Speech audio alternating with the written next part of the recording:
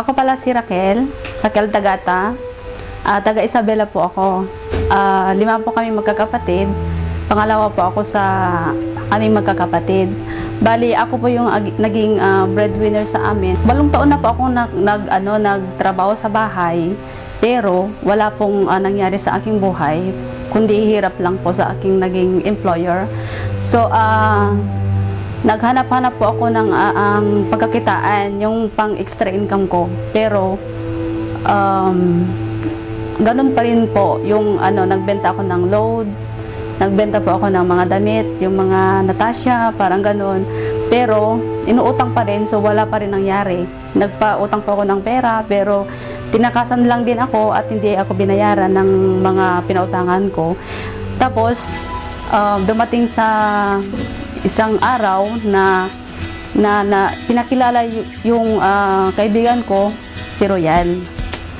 Doon po, nagsimula po ako sa pagiging user po sa products ng Royal.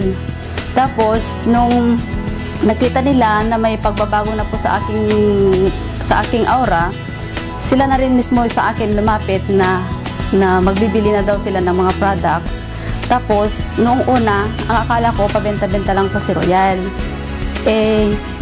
Maganda pala naman pala yung sistema ni Royal. So, doon ko po natutunan na i-career ko na po yung pagiging Royal ko.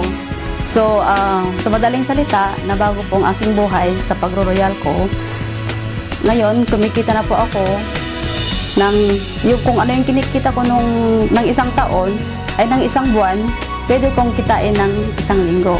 Sa ngayon, mas maganda lang ang estado mo kumpara nung bago ka pa lang dito sa Dubai. Opo naman, malaking pinagbago kasi nagkaroon na po ako ng financial freedom, time freedom.